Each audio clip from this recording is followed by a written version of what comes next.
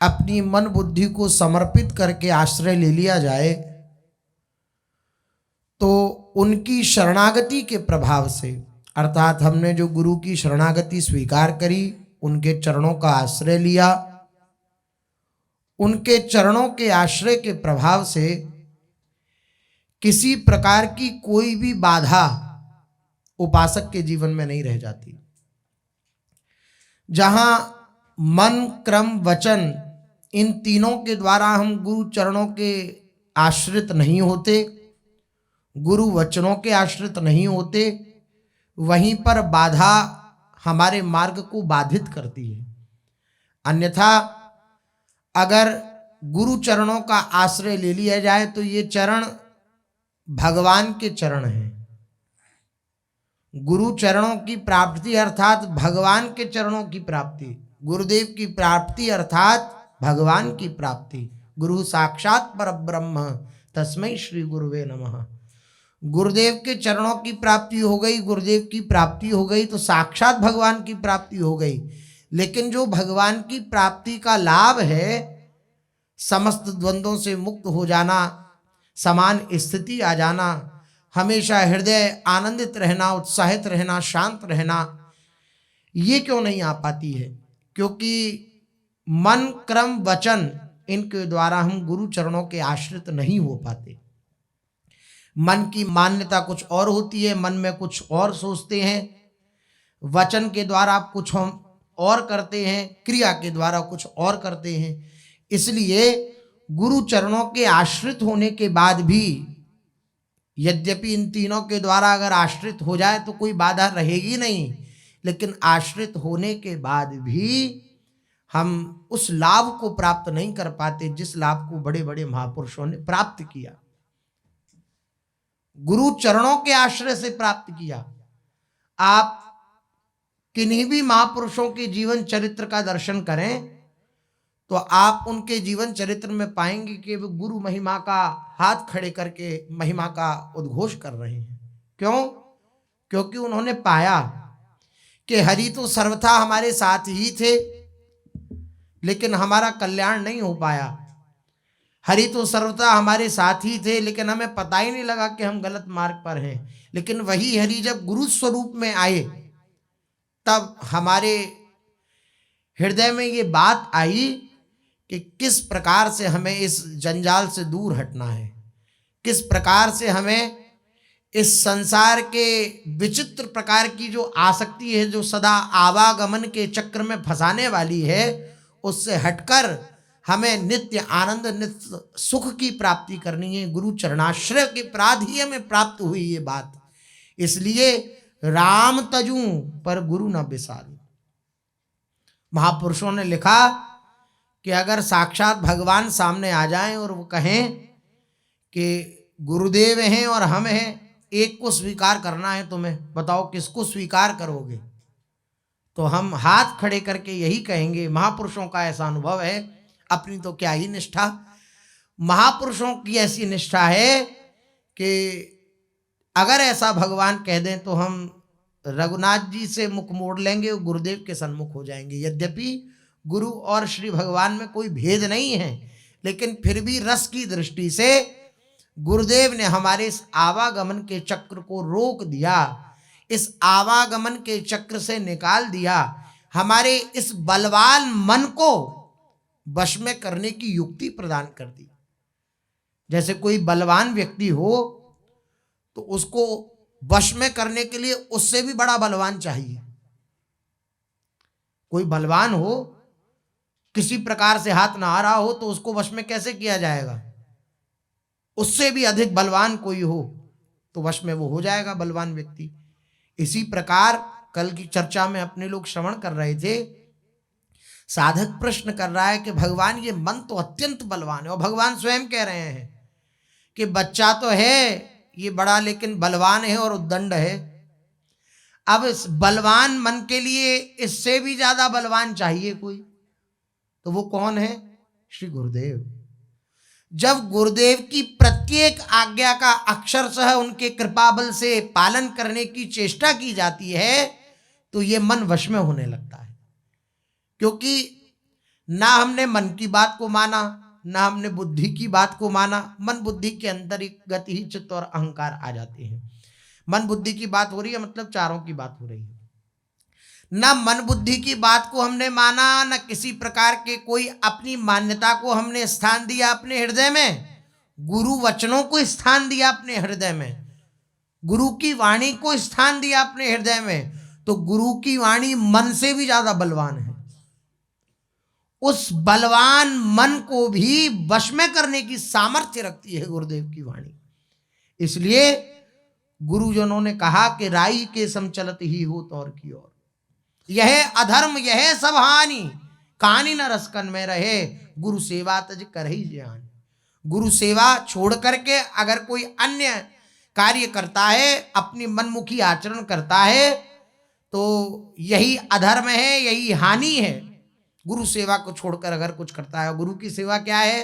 गुरुदेव की आज्ञा पालन।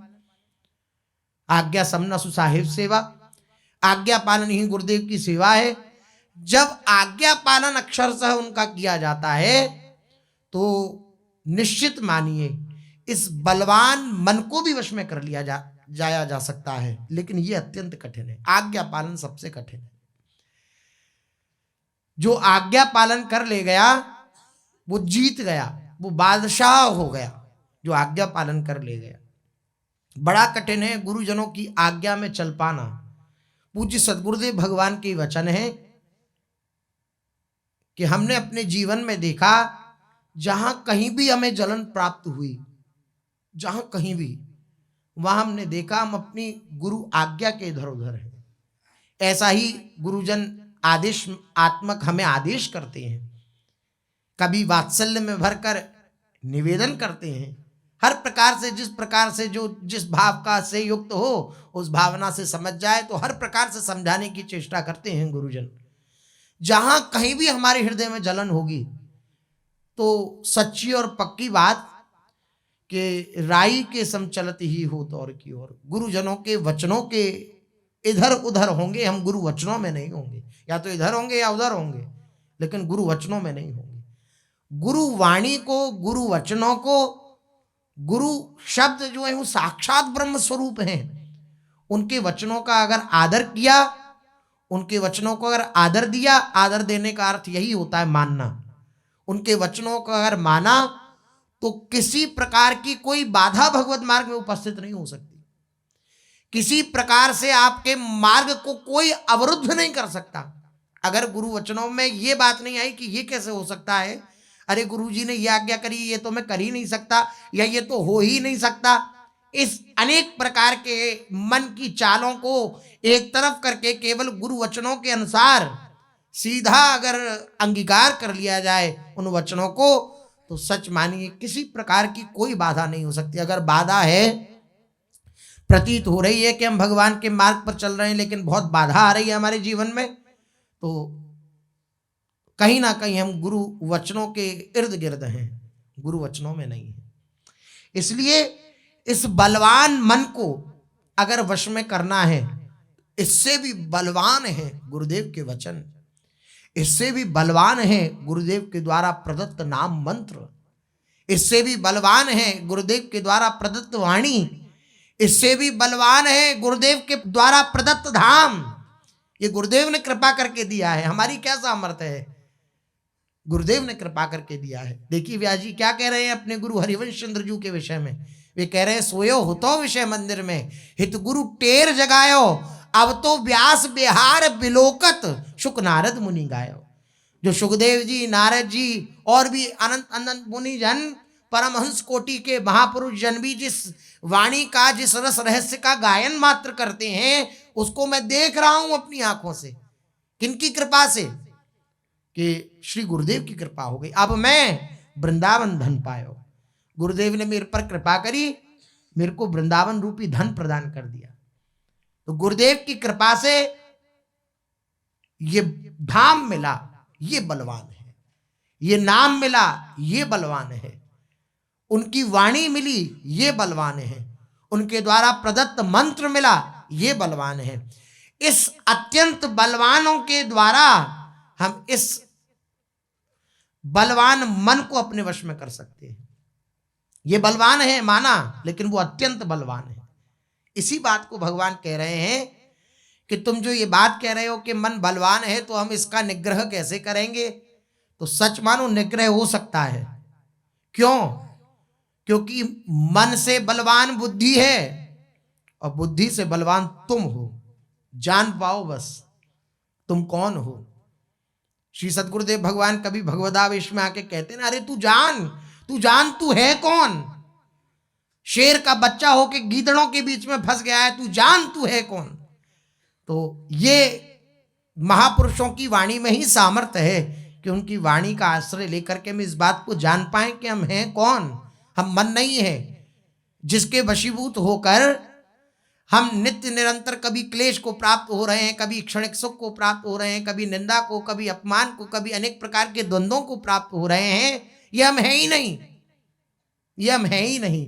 ना हम मन है ना बुद्धि है, हम प्रभु के दास हैं। यही बात भगवान ने कहा कि मन से बुद्धि बलवान है और बुद्धि से तू बलवान है। इन महापुरुषों के वचनों को जब ही अनुभव किया जा सकता है जब इनको अपने जीवन में उतारेंगे। एक सूत्र को भी आप अपने जीवन में उतारेंगे तो उसका प्रभाव देखेंगे। बिना उतारे, बिना उसको अपने जीवन में अप्लाई किए हम उसका प्रभाव नहीं देख सकते। क्या उसका प्रभाव सुन लिया, इसका परिणाम क्या होगा ये भी सुन लिया, और ना हमने उसको धारण किया ना उसके परिणाम को देख पाए। तो अनुभव गम्य भजेंगे ही संता। जब तक अनुभव नहीं होगा तब तक हृदय को शांति प्राप्त नहीं होगी, मन शांत नहीं होगा। मन शांत होता है अनुभव से।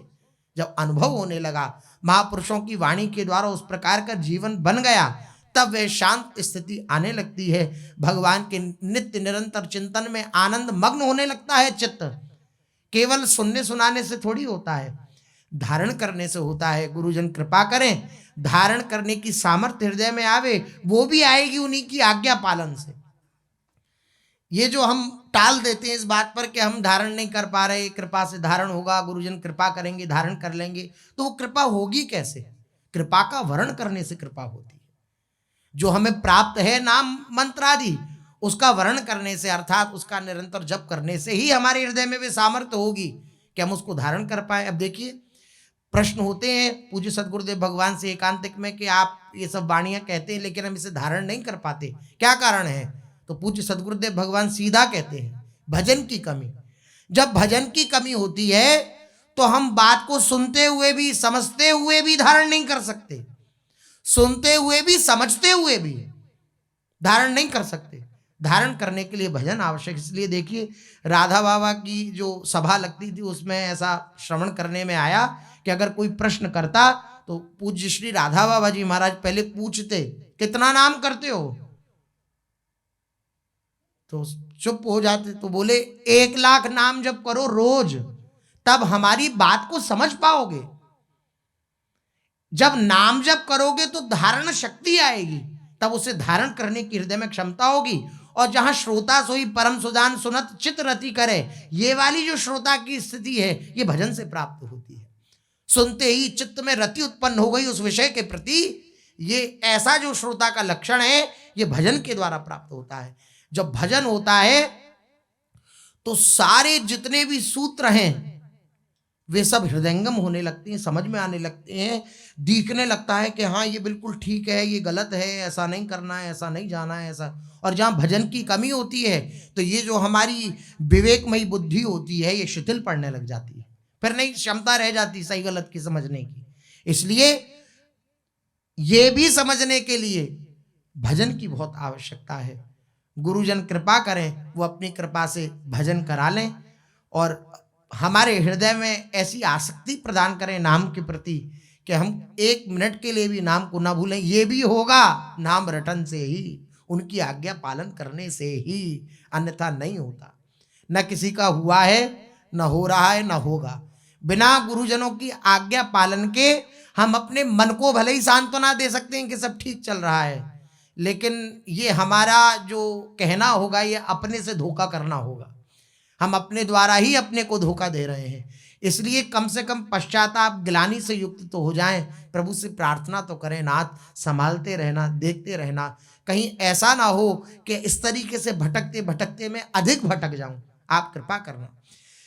भगवान उत्तर देते हुए यही कह रहे हैं कि इसको भय दिखाओ, इसको दिखाओ कि तू कितना क्लेश भोगेगा।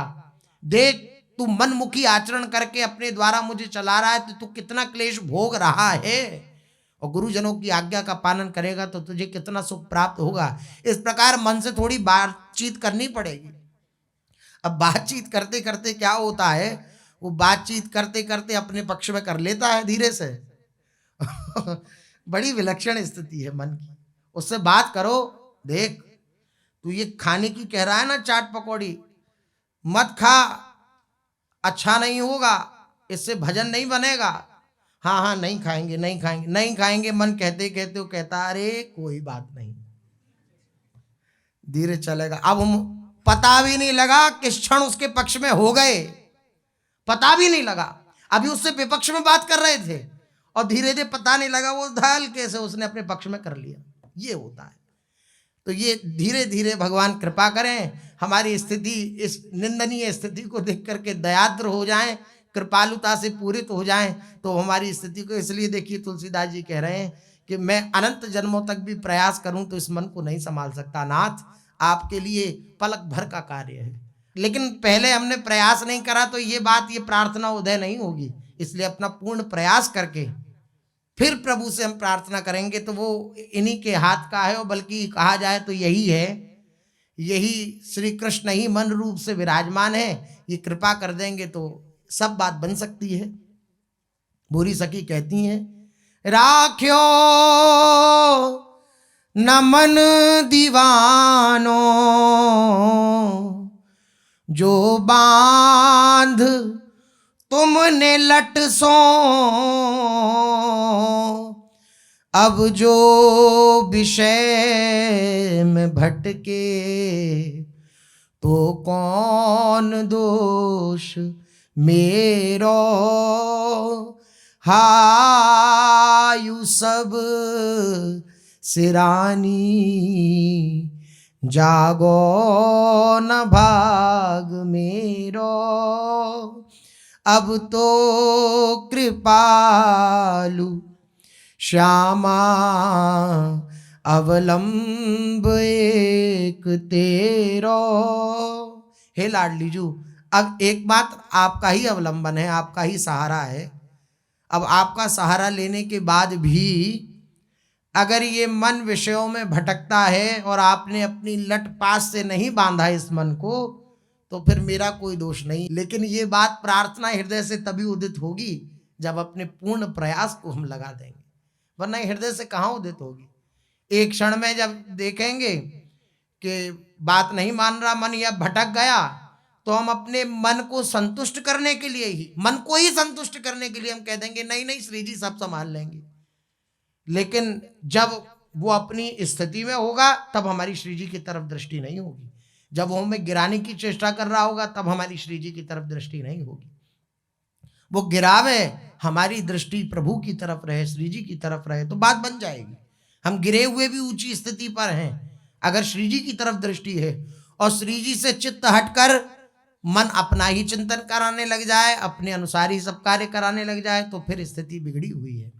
इसलिए पूर्ण प्रयास लगा करके इस मन को वश में करने का प्रयास करना चाहिए। फिर जब नहीं होगा तो ये कृपालु दयार्द्र हो जाएंगे, दया से द्रवीभूत हो जाएंगे और ये कृपा करके मन को बरज देंगे, डांट देंगे कि अरे ये मेरा चेला है, इसे परेशान मत करो। तो जब ये डांट देंगे, जब ये प्रसन्न हो जाएंगे, तो फिर सब प्रसन्न है। जा पर श्री हरिवंश कृपाला, ताकि बांह गए हैं दो लाला। जब हरिवंश चंद्र जी कृपा से युक्त हो गए, दया से युक्त हो गए, तो श्री युगल सरकार भी कृपा करेंगे और हमें अपने अंक में भर लेंगे। इसलिए भगवान कह रहे हैं पहले तो इसे भय दिखाओ, भय दिखाओ इसे। अब भय दिखाया, हमने प्रयास किया, उसके बाद का अब ये प्रश्न है। हमने खूब प्रयास किया, हमने उसे अनेक प्रकार के भय भी दिखाए मन को, लेकिन वो नहीं मान रहा, वो अपनी चाल में ही चल रहा है, उसे अपने अनिष्ट का बिल्कुल भी शोक नहीं है। ऐसी स्थिति में क्या किया जाए, फिर तो परास्त होना पड़ता है। तो प्रश्न किया कि इस प्रकार मैं चेष्टा करता हूं जैसी आप आज्ञा कर रहे हो, लेकिन ऐसी चेष्टा करने पर भी मैं अपनी विजय नहीं देख रहा हूं। अब भगवान ने बड़ी विलक्षण बात कही है।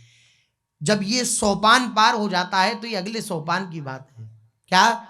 भगवान ने कहा यदि विजय ना हो तो भी डटे रहो। श्री सद्गुरुदेव भगवान 100 बार भी गिरो तो फिर उठकर सामना करने की चेष्टा करो, घबराओ मती। निर्भय पद पर निर्भय चरणारविंदों का आश्रय ले रखा है, इसलिए उनके आश्रय का स्मरण करो।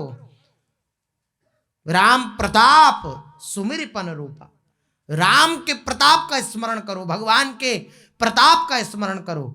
अभी तक अपना प्रताप लगाया, अपनी चेष्टा, अपना प्रताप है कि भाई हमने अपना प्रताप लगाया, अपना बल लगाया, लेकिन जब अपना बल समाप्त हो गया तो भगवान के प्रताप का स्मरण कि मैं भगवान के आश्रित होकर मैं इस मन को परास्त कर दूं। यही बात भगवान कह रहे हैं, यदि विजय ना हो इतना प्रयास करने पर भी तो भी डटे रहो, घबराओ मत।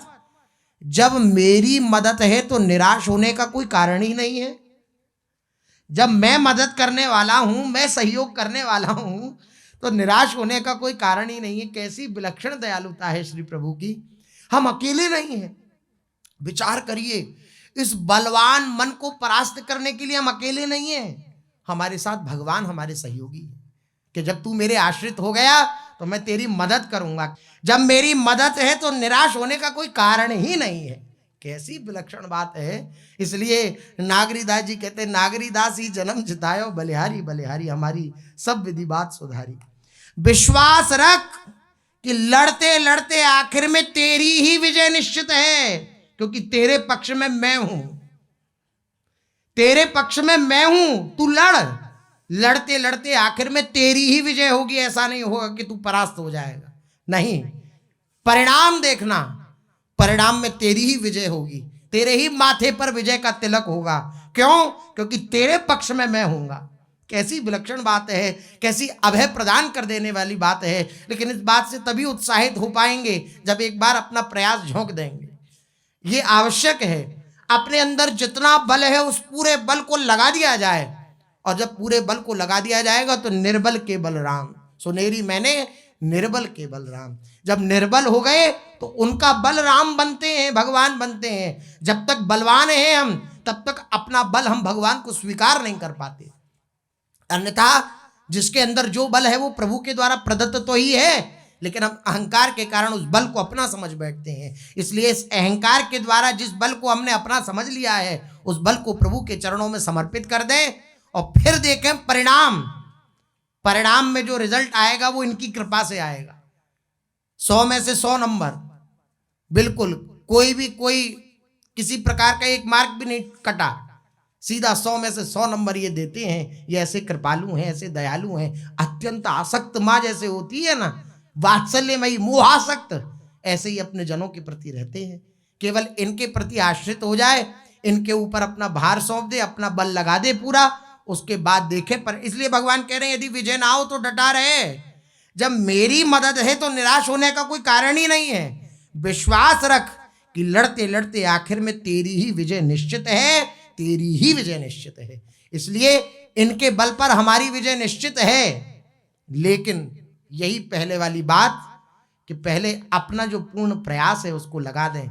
जब तक अब अपने पूर्ण प्रयास को लगाते नहीं है ना, तब तक हमारा विश्वास नहीं हो पाता। बात यह है, हम कहते भी हैं विश्वास की बात, कहते भी हैं, दूसरे को सुना भी देंगे, खुद भी सुन लेंगे, लेकिन हृदय में विश्वास उत्पन्न नहीं हो पाता, हृदय में आश्रय उत्पन्न नहीं हो पाता, हृदय में भगवान के प्रति भरोसा नहीं हो पाता। वो कब होगा? जब अपना पूर्ण प्रयास लगा देंगे। जब पूर्ण प्रयास लगा दिया तो बस अपने तो थोड़े मोड़े बलवान हैं, मच्छर की भांति, भगवान गरुण के समान है, अत्यंत बलवान है। उनका नाम रूप लीला धाम ये सब अत्यंत बलवान है। गुरुदेव अत्यंत बलवान है। हम उनका हाथ न पकड़कर, अभी हम उनका हाथ पकड़ने की चेष्टा कर रहे हैं। सूक्ष्मता से हृदय में देखिएगा, हम उनका हाथ पकड़ने की चेष्टा कर रहे हैं, नहीं, अपना हाथ उनके हाथ में पकड़ा दें। उनका हाथ ना पकड़े, क्योंकि उनका हाथ पकड़ा तो हमारी पकड़ कमजोर है, छूट सकती है। अपना हाथ उनके हाथ में पकड़ा दें। उनकी पकड़ बहुत जोरदार है, वो पकड़ेंगे तो ऐसा कोई भी नहीं है कि उनकी पकड़ से छुड़ा सके, ऐसा कोई भी नहीं है। उनके हाथ में अपना हाथ दे दिया, अपने हाथ में उनका हाथ नहीं लेना है, अपने हाथ को उनके हाथ में दे दिया तो बस उनकी पकड़ ऐसी है कि वे जब पकड़ लेते हैं तो फिर किसी को छोड़ना ही नहीं जानते। इसलिए भगवान कह रहे तू घबरा मत, लड़ते लड़ते लड़ते लड़ते तेरी ही विजय होगी, तेरी ही विजय होगी। भाई जीवन भर लड़ रहा है, इसका अर्थ यह है कि पूरे जीवन परास्ती ही हुआ, लेकिन भगवान परिणाम कह रहे हैं कि आखिर में तुम्हारी ही विजय निश्चित है, आखिर में तुम्हारी विजय निश्चित है। इसलिए भगवान के आश्रित होकर, भगवान के भरोसे होकर भगवान से प्रार्थना करें कि नाथ हमारे हृदय में आपका बल जागृत हो जाए, आपका भरोसा जागृत हो जाए, आपकी कृपा के प्रति हमारी आदर बुद्धि हो जाए आपके। और वो भरोसा कैसे जागृत होगा? जो भरोसे का ये स्वरूप है, नाम रूप लीला धाम गुण श्रवण गुण कथन गुरुदेव के वचन, ये सब उनके भरोसा के ही स्वरूप हैं। इनको जब अपने जीवन में हम धारण करेंगे तो उनका भरोसा दृढ़ होता चला जाएगा। और अगर अपनी मन बुद्धि के अनुसार संसार के विषयों को ही भोगने में लगे रहेंगे अत्यंत उत्साहित होकर, तो उनका भरोसा क्षीण होने लगेगा, धीरे धीरे निराशा आने लगेगी कि पता नहीं इतने दिन से लगे हैं काम तो कुछ बना नहीं, ऐसे अनेक प्रकार के भाव हृदय में आने लगेंगे। अगर हम गुरुदेव की आज्ञा का पालन करते हुए अपने जीवन को बनाएंगे तो ये भरोसा हमारा दिन प्रतिदिन, दिन दूना रात चौगुना बढ़ता चला जाएगा प्रभु के चरणों में। इसलिए उनसे प्रार्थना करते हुए निवेदन करते रहे। चलते हैं, महाप्रभु श्री चैतन्य देव जी का चरित्र अपने लोग कथन श्रवण कर रहे हैं, जिसमें श्री महाप्रभु जी जगन्नाथपुरी की दिव्य लीलाओं का वर्णन कर रहे हैं। उधर जगन्नाथ जी की लीलाओं का वर्णन करते हुए जगन्नाथ जी का कैसे वो स्वरूप प्रेम विगलित हुआ, इस लीला कथानक को कहते हुए उसकी चर्चा हो रही है। उसमें अपने लोगों ने श्रवण किया कि श्री नारद जी महाराज द्वारिका जी पहुंचे हैं। रुक्मणी आदि रानियों से उन्होंने कहा कि आप तो परम सौभाग्यशालिनी हो। रुक्मणी आदि रानियों ने कहा नहीं, हमसे अधिक गोपियां परम सौभाग्यशालिनी हैं। कैसे? श्री कृष्ण निरंतर उन ब्रजवासियों का स्मरण करते रहते हैं, रात्रि में राधा राधा कहकर रुदन करते रहते हैं, रहते हमारे निकट है हमारे प्राण प्रीतम, लेकिन स्मरण उनका करते हैं, वो हमसे ज्यादा सौभाग्यशालिनी है। श्री रोहिणी मैया आई, बैठी और ब्रजवासियों की चर्चा उन्होंने प्रारंभ करी। कैसा ब्रजवासियों का प्रेम है, जिन ब्रजवासियों की चर्चा प्रारंभ ही करी थी कि कंस की माता पद्मावती आई, उसने कुछ अपशब्द कहे, फिर श्री रोहिणी माता ने भी उसको उसी प्रकार का उत्तर देकर के और उसे वहां से विदा किया। उसके पश्चात रोहिणी मैया ने ब्रजवासियों के गोपियों के प्रेम की चर्चा करना प्रारंभ किया। कैसा गोपीजनों का प्रेम है, कैसा ब्रजवासियों का प्रेम है, ये बिना गोपियों की शिरोमणि श्री लाडली जी के बिना कोई समझ नहीं सकता। गोपियों के प्रेम को भी रोहिणी मैया वर्णन कर रही हैं। श्री किशोरी जी जिस पर कृपा करती हैं वही गोपी भाव को भी धारण कर पाता है। गोपी प्रेम का तत्व वही प्रेमी भक्त कुछ जान सकता है, जिसे भगवान की आनंद स्वरूपा श्री लाडली जू आनंद तथा प्रेम के दिव्य समुद्र भगवान सच्चिदानंद घन परमात्मा श्री कृष्ण ही कृपा पूर्वक को समझाएं। या तो लाडली जू समझाना चाहें या आनंद स्वरूप श्री कृष्ण कुछ समझाना चाहें, तो गोपियों के हृदय की समझ सकता है, हृदय की स्थिति जानने वाला भी उसे कह या लिख नहीं सकता, क्योंकि गोपी प्रेम का प्रकाश करने वाली भगवान की वृंदावन लीला सर्वथा अनिर्वचनीय है। रोहिणी मैया वर्णन कर रही हैं कि जो वृंदावन की लीला है ये सर्वदा अनिर्वचनीय है, वचन के द्वारा नहीं कही जा सकती, कल्पनातीत है, कल्पना भी नहीं की जा सकती, अलौकिक है और अप्राकृत है। समस्त ब्रजवासी भगवान के माया मुक्त परिकर हैं। ये मायाबद्ध परिकर नहीं है, ये माया मुक्त परिकर हैं समस्त ब्रजवासी जन। भगवान की निज आनंद शक्ति योग माया भगवान श्री कृष्ण की अध्यक्षता में मधुर लीला में योग देने के लिए ब्रज में प्रकट हुई। ब्रज में प्रकट इन महात्माओं की चरणरज की चाह करते हुए सृष्टिकर्ता ब्रह्मा जी स्वयं कहते हैं इन गोपियों की जो महात्मा की स्वरूप हैं। पुराणों में वर्णन आता है कि दंडकारण्य के ऋषि और अनेक अनेक स्थान के जिनके हृदय में ये भावना थी कि हम श्री कृष्ण की दिव्य रासलीला का दर्शन करें, श्री कृष्ण के उस माधुर्य स्वरूप का दर्शन करें, तो उन्हीं की इच्छा को पूर्ति करने के लिए वही सब वेदों की ऋचाएं, उपनिषद की ऋचाएं आदि ये सब मिलकर के गोपी स्वरूप धारण किया है इन्होंने ब्रजमंडल में। इनकी स्तुति करते हुए ब्रह्मा जी कह रहे हैं, तदस्तु मे नाथ सबूरी भागो भवेत्र वान्यत्र तुवातिराश्याम ये नाहमेकोपि भवज्जनानां भूत्वा निषेवे तव पाद पल्लवम अहो भाग्य महोभाग्यम नंद गोप ब्रजौकसाम यन्मित्रं परमानंदम पूर्णम ब्रह्म सनातनम तद्भूरि भाग्यमिह जन्म किमप्यटव्याम। ब्रह्मा जी ने इन ब्रजवासियों की महिमा का गायन किया है। ब्रह्मा जी इन ब्रजवासियों की महिमा का गायन करके, इन गोपियों की महिमा का गायन करके हृदय में ये आशा रख रहे हैं कि कभी ऐसा सौभाग्य उदय हो कि हमें ब्रजवासी बनने का सौभाग्य प्राप्त हो, हम भी ब्रज में जन्म लें। प्रार्थना कर रहे हैं, तद्भूरि भाग्यमिह जन्म किमप्यटव्याम यद्गोकुलेऽपि कतमाङ्घ्रिरजोऽभिषेकम् यज्जीवितं सुनिखिलं भगवान् मुकुन्दस्त्वद्यापि यत्पदरजः श्रुतिमृग्यमेव त्वद्यापि यत्पदरजः श्रुतिमृग्यमेव।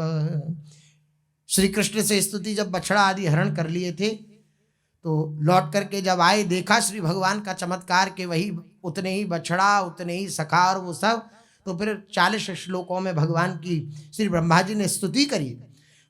उसी स्तुति के अंतर्गत श्री ब्रह्मा जी भगवान से कह रहे हैं, साक्षात श्री कृष्ण से कह रहे हैं कि मुझे ऐसा सौभाग्य प्राप्त हो कि मैं इस जन्म में अथवा किसी तिर्यक योनि में, किसी भी योनि में ही जन्म लेकर आपके दासों में से एक हूं, आपका दास बन पाऊं, जिससे आपके चरण कमलों की सेवा कर सकूं।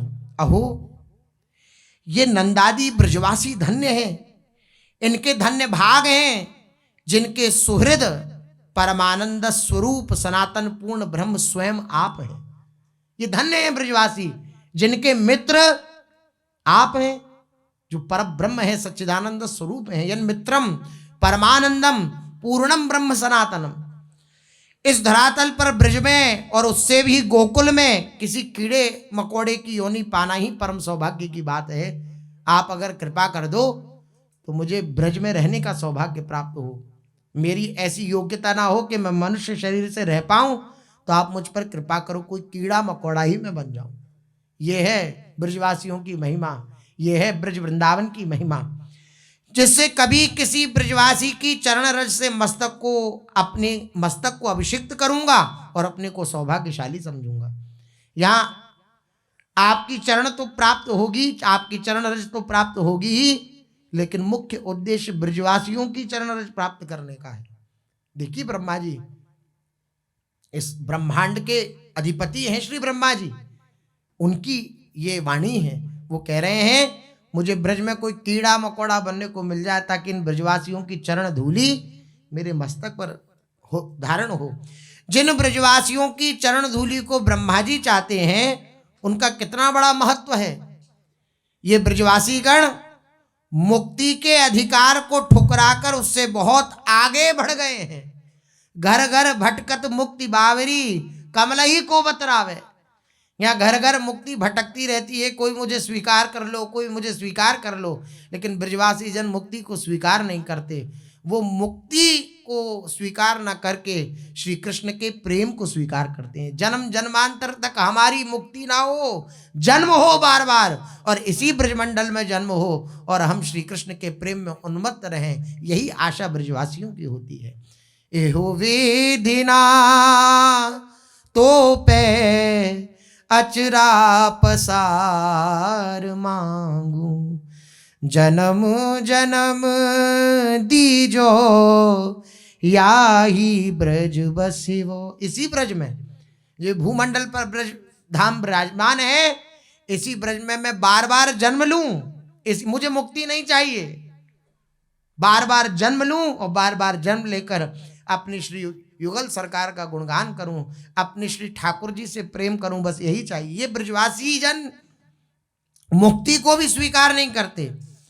इस बात को स्वयं ब्रह्मा जी ने कहा है कि भगवान, मुक्ति तो वक्षस्थल पर विष लगाकर मारने को आने वाली पूतना को ही आपने दे दी, इन प्रेमियों को क्या वही देंगे? माने जो मारने आई थी उसे तो आपने सर्वोत्तम पद दे दिया, अब ये प्रेमी जन जो दिन रात आपके लिए जी रहे हैं, आपको अपना प्राण मान रहे हैं, इनको भी आप क्या वही मुक्ति देंगे? अगर मुक्ति नहीं देंगे तो क्या देंगे? आपके पास है क्या देने के लिए? और इनका तो आपको ऋणी बनकर ही रहना पड़ेगा। ब्रह्मा जी कह रहे हैं, जब आपके पास, अब जैसे कोई हमारे प्रति खूब प्रेम करने वाला हो, हमारे पास वो वस्तु ना हो कि उसके हृदय को हम संतुष्ट कर पाएं, तो फिर क्या भाव होता है हृदय में? एक भाव होता है ना कि बहुत मैं इनका ऋणी हूं, इन्होंने जो हमारे ऊपर उपकार किया, प्रेम किया, इसका मैं बहुत इनके प्रति ऋणी हूं। तो हर समय एक दास भाव रहेगा ना हृदय में कि जब जो कह दें उनके प्रति मैं वो करने के लिए तैयार हूं, क्योंकि इन्होंने हमारे प्रति बहुत किया है। इस प्रकार से ही मुक्ति तो भगवान अपने और भी जनों को दे देते हैं, जो मारने आई उस पूतना को भी प्रदान कर दी, परम गति प्रदान कर दी, लेकिन इन प्रेमी जनों को आप क्या प्रदान करोगे? जब आपके पास देने के लिए कुछ नहीं बचेगा तो आपको इनका ऋणी होना पड़ेगा। और भगवान हुए, भगवान ने अपने स्वयं श्रीमुख से इस बात को स्वीकार किया। भगवान गोपी जनों से कह रहे हैं, न पार ये हम निरवध्य संयुजा स्वसाधु कृत्यम विबुधायुषा पिवा या मां भजन दुरजर गेह श्रृंखला संवृश्य तद्व प्रतियातु साधुनः। आह, कैसी विलक्षण बात कह रहे हैं। हे प्रियाओं, हे गोपीजनों, तुमने घर की बड़ी कठिन बेड़ियों को तोड़कर मेरी सेवा करी है, घर की लोक लज्जा मर्यादा को भी त्याग करके मेरी सेवा करी है। तुम्हारे इस साधु कार्य का मैं देवताओं के समान आयु को भी प्राप्त कर लूं, तब भी तुम्हारे इस कृत्य का फल तो मैं प्रदान नहीं कर सकता, मैं तुम्हारा बदला नहीं चुका सकता जैसे तुमने मुझे प्रेम किया है। जिन बेड़ियों को तोड़ पाना अत्यंत कठिन है, बड़े बड़े ऋषि मुनि भी जिन बेड़ियों को नहीं तोड़ पाते आसक्ति की, उन बेड़ियों को, उन आसक्ति की बेड़ियों को गृहस्थ में रहते हुए भी तोड़कर तुम मेरी सेवा में लगी रही, मैं तुम्हारा बदला नहीं चुका सकता। श्री नंदा जी ने वर्णन किया है, तब बोले ब्रजराज कुंवर हो ऋणी तुम्हारो, अपने मन ते दूरी करो किन दोष हमारो। ये जो ऋण युक्त दोष हमारे ऊपर लग गया है, तुम अपनी साधुता के द्वारा कि जाओ हमने माफ किया तुम्हारे ऊपर जो ऋण है, तो भले ही माफी हो सकती है, अन्यथा मैं उऋण नहीं हो सकता कभी। अगर तुम माफ कर दो तो भले ही उऋण हो सकता हूं, अन्यथा उऋण नहीं हो सकता। अपने मन ते दूरी करो किन दोष हमारो, कोटि कलप लगी तुम प्रति प्रति उपकार करो जो, हे मन हरनी तरुणी उरिन नाही तबो तो, सकल विश्व अपवस करी मो माया सोहती है, प्रेममयी तुम्हारी माया सो मोही मोहत है। मेरी माया ने सकल विश्व को मोहित कर रखा है, मेरी माया ही सकल विश्व को मोहित करके अपने वश में किए हुए है, लेकिन ये तुम्हारा प्रेम रूपी प्रेममयी तुम्हारी माया सो मोही मोहत है। ये तुम्हारा प्रेम ये मुझे मोहित कर रहा है, मुझे मोह में डाल दिया है तुम्हारे प्रेम ने, तुम में मैं आसक्त हूं। तुम जू करी सो को न करे, सुनी नवल किशोरी, लोक वेद की सुदृढ़ श्रृंखला तृण समतोरी। हे गोपीजनों, तुमने जैसा किया है ऐसा प्रेम कोई और नहीं कर सकता। लोक वेद सबकी श्रृंखला को तुमने तृणवत समझ के त्याग दिया, तोड़ दिया उस श्रृंखला को, और मेरे प्रति प्रेम में तुम व्याकुल हो गए। मैं तुम्हारे प्रेम से कभी उऋण नहीं हो सकता। ऐसा प्रेम है गोपीजनों का, ऐसा प्रेम करते हैं श्री ठाकुर जी गोपीजनों से। सारे संसार के देव, मनुष्य, गंधर्व, असुर आदि जीवों को कर्मों की बेड़ी से निरंतर बांधे रखने वाले सच्चिदानंद जगन्नियंता प्रभु यशोदा जी के द्वारा उकल में बांधे जा रहे हैं। सबको बेड़ियों में जिन्होंने अपनी त्रिगुणात्मिका प्रकृति के द्वारा बांध रखा है, वे जगन्नियंता प्रभु भी यशोदा जी के प्रेम के वश में होकर यशोदा जी उन्हें उखल से बांध रही है। यह है ब्रज का प्रेम। सारे जगत को माया के खेल में सदा रमाने वाले मायापति हरि गोप बालकों से खेल में हार जाते हैं, स्वयं घोड़े बनकर उन्हें अपनी पीठ पर चढ़ाते हैं। उन ब्रजवासी नर नारियों की धन्यता का क्या वर्णन किया जा सकता है। इनसे धन्य कौन हो सकता है जिनके विषय में श्री ठाकुर जी स्वयं चिंतित होते हैं। अपने सखाओं से कितना प्रेम करते हैं श्री ठाकुर जी, कौन समानता कर सकता है। अपने सखाओं से इतना प्रेम, रोहिणी मैया गदगद हो रही है इस बात को। और उधर श्री ठाकुर जी की श्रवण में गई बात कि कहीं ब्रज लीला की चर्चा हो रही है, ब्रज लीला का वर्णन हो रहा है, तो सुधर्मा सभा में बैठे हैं श्री द्वारिकाधीश, चैन नहीं पड़ा, व्याकुल हो उठे। व्याकुलता देखी बलराम जी ने, तो बलराम जी ने विचार किया ऐसी व्याकुलता तो श्री कृष्ण की सामान्य नहीं है, ये सामान्य स्थिति नहीं है। ऐसे व्याकुल तो ये ब्रज की स्मृति से ही होते हैं। जब ब्रज वृंदावन की स्मृति होती है तभी ऐसे व्याकुल होते हैं। श्री कृष्ण उठे सुधर्मा सभा से, पीछे से बलराम जी उठे, उधर सुभद्रा जी को श्री रोहिणी मैया ने द्वार पर विराजमान कर दिया, कोई आने जाने ना पावे। लेकिन ऐसी दिव्य लीलाओं का श्रवण करके, ब्रज की महिमा का श्रवण करके, ब्रज वृंदावन में कैसे ब्रजवासी जन श्री कृष्ण से प्रेम करते हैं, इन सब का श्रवण करके सुभद्रा जी भाव विभोर हो गई। श्री कृष्ण कब आए, बलराम जी कब आए, सुभद्रा जी को भी पता नहीं लगा। और थोड़ा सा दरवाजा खुला हुआ था, उसी में सुभद्रा जी, बलराम जी और श्री कृष्ण एक टक होकर कान अंदर नहीं गए हैं, द्वार से ही श्रवण कर रहे हैं ब्रज वृंदावन की महिमा। व्याकुल हैं श्री कृष्ण, व्याकुल हो रहे हैं ब्रज वृंदावन की महिमा का श्रवण करके। रोहिणी जी वर्णन कर रही हैं अपने सखाओं का सत्कार, ये श्री कृष्ण कैसे करते हैं मैं तुम्हें कैसे बताऊं।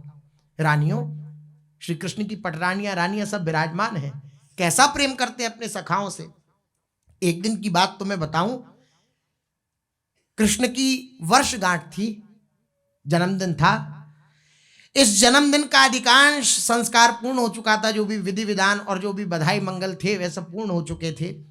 महर्षि शांडिल्य विप्र वर्ग के साथ पूजन यज्ञ आदि संपन्न करा के सत्कृत होकर जा चुके थे। शांडिल्य जी ने पूजन अर्चन कराया, खूब दान दक्षिणा प्राप्त करके वे भी जा चुके थे।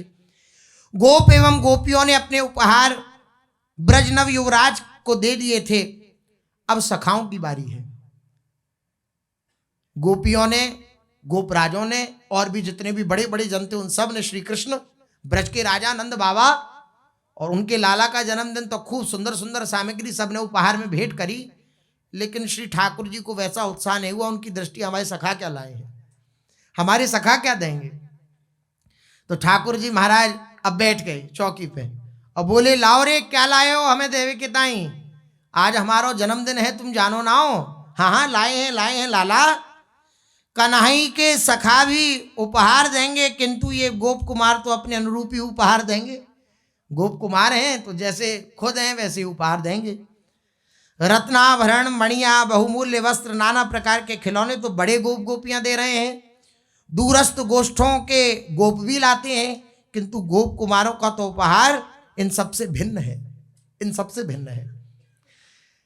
श्री ठाकुर जी, मैं भी तुझे टीका लगाऊंगा। एक सखा ने आकर के कही, मैं भी तो टीका लगाऊंगा। भद्र आया, भद्र ने आकर के श्री ठाकुर जी से कही कि मैं तुझे टीका लगाऊंगा। यहां श्याम के जन्मदिन पर सदा ऐसे ही आता है। मेरे समीप तो कुछ है नहीं, तेरी ही कामदा के गोबर का टीका लगा दूं तुझे। कामदा गैया का नाम है। ऐसा करूं, मेरे पास तो टीका लगाने के लिए कुछ है नहीं, तो कामदा का गोबर पड़ा है, कामदा गैया का इसी का टीका लगा दूं तुझे। सच लगा। अब ये नंद नंदन तो मानो हर्ष से विभोर उठे, ऐसे सखाओं से प्रेम करते हैं। अब वो गोबर का टीका लगा रहा है गैया के, और ठाकुर जी बोले सच सच तू लगा टीका लगा। इससे लगता है कि इतनी महत्वपूर्ण बात महर्षि शांडिल तक को स्मरण में नहीं आई, और उसका भद्र कितना बुद्धिमान है। ठाकुर जी को ऐसा प्रतीत हो रहा है कि परम पवित्र गौ माता और परम पवित्र उनका गोबर, ये बात तो शांडिल्य जी को भी स्मृति में नहीं आई कि ये माथे पे लगाना चाहिए। और देखो भद्र कितना बुद्धिमान है, ये आया है, मेरा जन्मदिन है तो ये बात सोच करके आया है कि किसी प्रकार का कोई अशुभ ना हो, इसलिए देखो गैया के गोबर का टीका लगा रहा है। देखो है ऐसा कोई प्यार करने वाला, है संसार में ऐसा कोई मित्र। आपके मित्र का जन्मदिन हो और आप ऐसी कोई लीला कर दो तो वो आपको दोबारा बुलाएगा नहीं फिर कभी। क्यों? मित्रता का निर्वाह तो केवल श्री कृष्ण करते हैं। वो जानते हैं कि ये अपना सब कुछ मुझे जानते हैं, इनके पास देने के लिए कुछ नहीं। भाई देने के लिए तो उसके पास हो जिसका अपना कुछ हो, जिसके पास अपना कुछ है नहीं वो क्या दे। श्री ठाकुर जी आनंदित हैं, उत्साहित हैं, और उन्होंने कहा कि भद्र कितना बुद्धिमान है। देखो जो बात शांडिल्य जी को भी स्मृति में नहीं रही वो इसे स्मृति में रही। भला गोप कुमार का तिलक गोमय के बिना कैसे पूर्ण हो सकता है? मैं गोप कुमार हूं और बिना गोमय के मेरा तिलक कैसे पूर्ण हो सकता है? ये कितना बुद्धिमान है। आज श्री कृष्ण सिर से चरणों तक नवीन रत्न आभरणों से सज्जित हैं। अलकों में अनेक रंगों के रत्न मणियों की माला है, रत्न खचित नन्ना सा मुकुट है, भाल पर केसर की खौर के मध्य महर्षि के द्वारा लगाया कुमकुम तिलक है जिस पर अक्षत लगे हैं। भद्र ने अक्षतों के नीचे ठीक भ्रू मध्य में अपनी अनामिका से एक छोटा बिंदु गोबर का लगा दिया है। कृष्ण बाबा, ताऊ, चाचा और मैया सबको दौड़ा दौड़ा कर दिखला रहे हैं कि देखो मेरे भद्र ने टीका लगाया, मेरे भद्र ने टीका लगाया, मेरे भद्र ने लगाया मैया, मेरे भद्र ने लगाया बाबा, देखो। अब ये क्रम तो चल पड़ा तो कहीं से एक तिरंगी गुंजा ले आया। श्वेत, कृष्ण और अरुण तीनों रंग समान है उसमें, तथा कन्हई उसे कर पर रखे सबको दिखलाते हुए घूम रहे हैं। तोक जो लेकर के आए सुंदर तिरंगी गुंजा, इसके नेत्र देखो मैया, इसका देखो कितना सुंदर चित्रण है, देखो मैया कितना सुंदर लग रहा है। ऐसी अद्भुत वस्तु है कहीं किसी के पास नहीं है मैया, जैसी मेरे सखा तोक ने मुझे प्रदान करी है। कोई रत्न इसकी तुलना नहीं कर सकता मैया, जैसे मेरे मित्र तोक ने मुझे ये प्रदान करी है। अब गुंजा क्या है? गुंजा खूब लता पताओं मिल जाती है, लेकिन ये है प्रेम इनका, ये है इनकी मित्रता। ऐसे प्रभु की मित्रता को छोड़कर हम दूसरों को मित्र बनाना चाहते हैं। क्या स्थिति है हमारे चित्त की।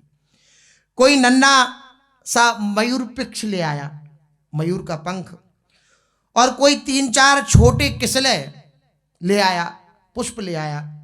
सोबल कहीं से 5 रंगों से अंकित श्वेत पुंडरीक पा गया। सब फल, पुष्प, पत्ते या पिच्छ ही लेकर के आए हैं। कोई सोना चांदी और ये सब लेकर के नहीं आया, रत्नादि आभूषण ना।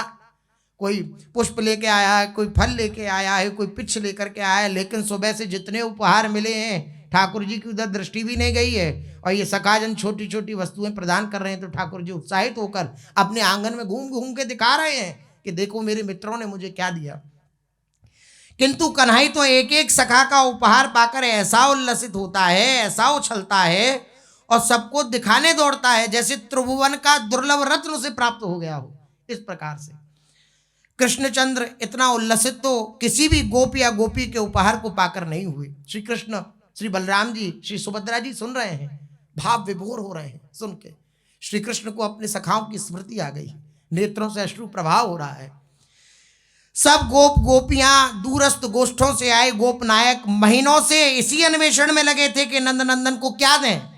इस चिंता में थे महीनों से कि नंद नंदन को हम क्या दें इस दिन, जिसे पाकर श्याम सुंदर आनंदित हो उठे किंतु ये नील सुंदर जैसे नाचता कूदता उल्लास भरा दिखलाता फिर रहा है अपने सखाओं का उपहार, कोई अमूल्य मणि या वस्त्र कहाँ इसका सहस्त्रांश भी हर्ष प्राप्त करा सकती हैं। कोई अमूल्य वस्तु भी, कोई भी अमूल्य वस्तु इनके हृदय को शीतलता प्रदान नहीं कर सकती, जैसे सखाओं का उपहार इनके हृदय को आनंद प्रदान कर रहा है। मैया ने बड़े स्नेह से कहा, लाल आज मित्रों का सत्कार करते हैं। जैसे जन्मदिन होता है तो गिफ्ट देते हैं, फिर रिटर्न गिफ्ट मिलता है ना, तो मैया ने कहा कि तुम अपने सखाओं को अब उपहार में क्या दोगे। हाँ हाँ कन्हैया प्रसन्न हुए और प्रसन्न होकर दौड़ करके आए उस समस्त सामग्री के समीप जिस सामग्री को मैया ने संजोकर रखा है। अच्छा, मैया भी श्री कृष्ण की, वो जानती हैं अपने सखाओं को ऐसी वैसी वस्तु प्रदान नहीं करेगा ये कुछ इसे विशेष चाहिए। जब मेरे सखाओं ने मुझे विशेष दिया तो मैं अपने सखाओं को भी विशेष दूंगा। इस बार मैया ने बाबा को बहुत सावधान किया था कि उनका नीलमणि अपने सखाओं को ऐसी वस्तु नहीं देगा कि जो ऐसी वैसी हो, नहीं, वो अच्छी से अच्छी वस्तु देगा। बाबा ने कई महीने लगाए इन वस्तुओं को इकट्ठा करने में, जो वापस देनी है, अपने सखाओं को सत्कार स्वरूप में देनी है। कई महीने नंद बाबा ने छांट छांट कर इकट्ठा किया है सामान, बहुत प्रयत्न करके दूर दूर से मंगाया है श्री नंद बाबा ने।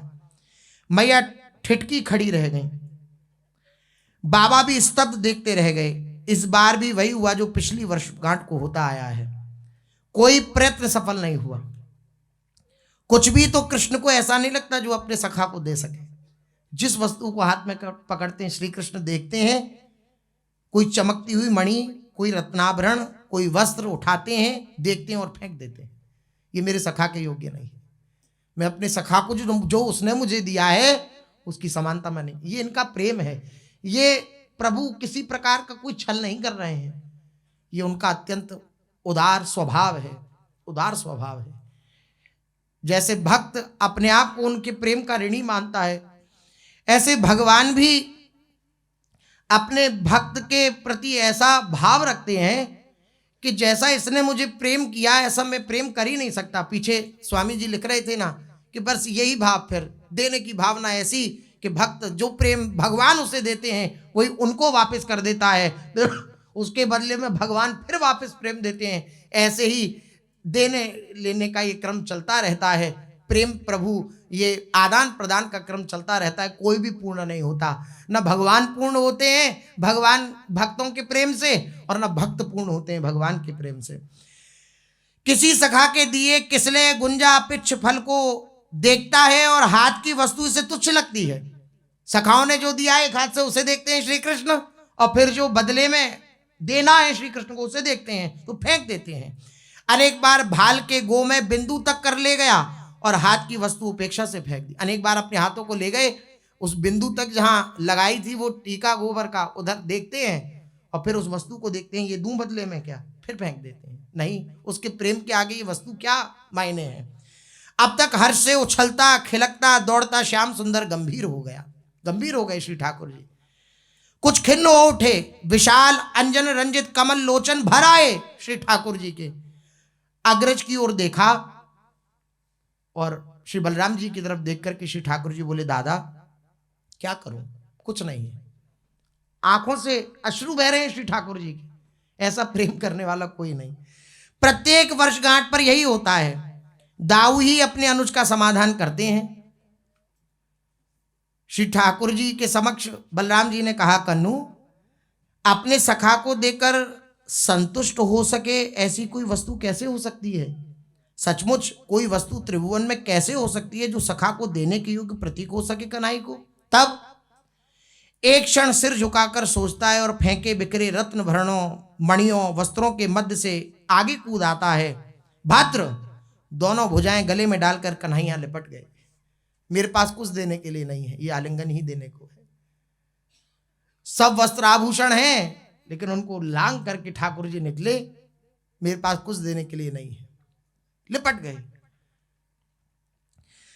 दोनों भुजाओं में भद्र को, स्तोक कृष्ण को और भी और जितने सखाए श्री ठाकुर जी ने हृदय से लगा लिया। वाणी नहीं कह पा रही है, रोम रोम कह रहा है श्री कृष्ण का।